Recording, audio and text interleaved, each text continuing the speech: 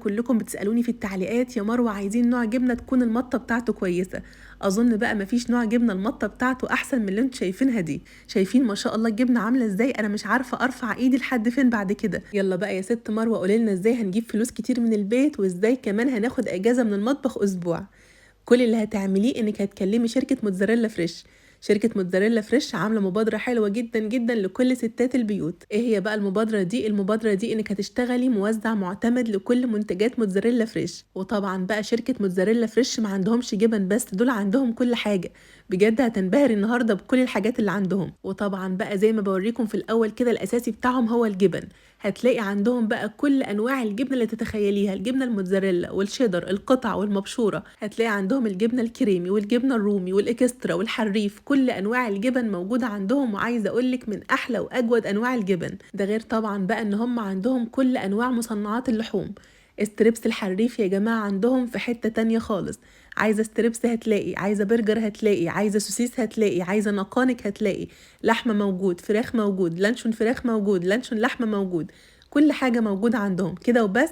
لا طبعا دول عندهم كمان كل انواع الصوصات، كاتشب، مستردة، مايونيز، صوص جبنه، دبس رمان، كل حاجه موجوده عندهم. ده غير بقى الجلاش والسمبوسه والرقاق الطري وكل انواع العيش اللي هتحتاجيها في السندوتشات. كريب موجود، رقاق طري موجود، العيش السوري موجود، كل انواع العيش اللي هتحتاجيها موجوده عندهم. ده غير طبعا ان هم عندهم كل انواع البهارات والبقسماط وخلطات الكريسبي، وكل حاجه هتحتاجيها موجوده عندهم.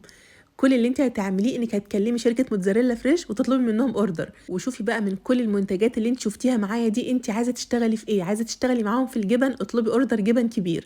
عايزه تشتغلي معاهم في مصنعات اللحوم؟ اطلبي اوردر مصنعات لحوم كبير.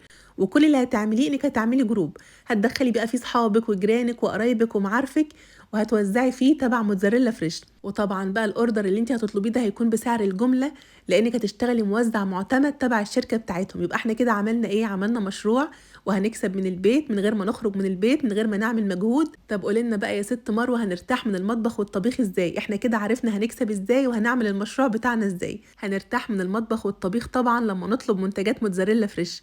عايزه اقول لكم يا جماعه الحاجات عندهم حلوه حلاوه. استريبس الحريف ده خطير بجد، لو فضلت احكي لكم قد ايه هو حلو مش هقدر اوفي حقه.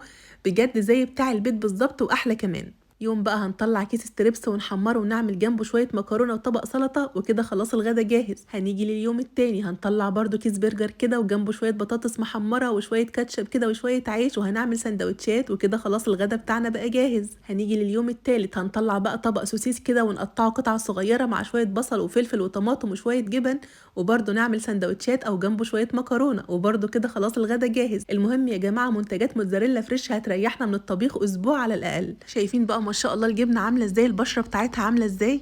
عايزه اقول لكم بقى وانتوا بتطلبوا كده اطلبوا جبنه الحريف بزياده شويتين. بجد خطيره، ما بستغناش عنها ابدا ابدا في اي حاجه. المطه بتاعتها حلوه جدا، وهوريكم دلوقتي طبعا كل حاجه بالتفصيل. وانا هنا كده بقى زي ما انتم شايفين كنت بعمل معاكم الغدا. كل اللي انا عملته ان انا حمرت شويه بطاطس وحمرت وراهم شويه ستريبس. وعايزه اقول لكم يا جماعه ستريبس الحريف مستحيل تلاقوا في السوق منتج زيه. فراخ صافي بجد بجد على ضمانتي. اطلبوا ستريبس الحريف كميه كبيره مش هتندموا ابدا. هنعمل بقى شويه كريب، هنجيب عيش الكريب بتاع موتزاريلا فريش، هنحط بقى البطاطس بتاعتنا، هنحط شويه ستريبس، هنحط شويه جبنه وتوصي شويه بقى بالجبنه. عايزه تحطي فلفل ماشي، عايزه تحطي زيتون ماشي، مش عايزه تحطي خالص ما تحطيش، براحتك جدا. اللي عايز كاتشب حطي له، واللي عايز مايونيز حطي له، واللي عايز مستردة حطي له. ظبطي بقى السندوتشات زي ما انت عايزه. هنقفل بقى السندوتش بتاعنا. وعايزه اقول لك يا جماعه سندوتش الكريب بتاعهم عملاق لان حجم العيش بتاعهم كبير جدا. هناخد بقى السندوتشات بتاعتنا وفي اي طاسه كده فيها مسحه زيت لحد بقى لما السندوتش ياخد لون كده من الناحيتين. والولاد عندي بقى كانوا عايزين كريب كونو، جبت بقى شويه جبنه كده وحطيتهم، وبعدين قلبت السندوتش عليهم بالشكل ده، واستنيت بقى لحد لما الجبنه اخدت لون زي ما انتم شايفين كده. وعملنا لهم بقى احلى واجمل كريب كونو. وطبعا بقى انتوا عارفين السندوتش الواحد من ده بيتباع بكام بره. شوفي بقى انت هتعملي كام سندوتش من نص كيلو ستريبس. وسامحوني بقى على اللغوصه اللي انا بعملها دي، بس كان لازم طبعا اوريكم المطه بتاعت الجبنه وجمالها. وفعلا بقى لما بقول لكم ان موتزاريلا فريش اطول مطه في مصر صدقوني لان فعلا يا جماعه موتزاريلا فريش اطول مطه في مصر. شايفين ما شاء الله الجبنه عامله ازاي؟ انا مش عارفه ارفع ايدي لحد فين بعد كده. وطبعا دايما كده كلكم بتسالوني في التعليقات يا مروه عايزين نوع جبنه تكون المطه بتاعته كويسه. اظن بقى مفيش نوع جبنه المطه بتاعته احسن من اللي انتوا شايفينها دي. وبس كده خلاص بقى خلصنا، والفيديو بتاعنا النهارده خلص. يا رب الفيديو يكون عجبكم، وكالعاده وزي كل يوم هقول لكم ما تنسوش يا جماعه لو الفيديو بتاع النهارده عجبكم تعملوا ايه؟ تعملوا لايك وشير للفيديو.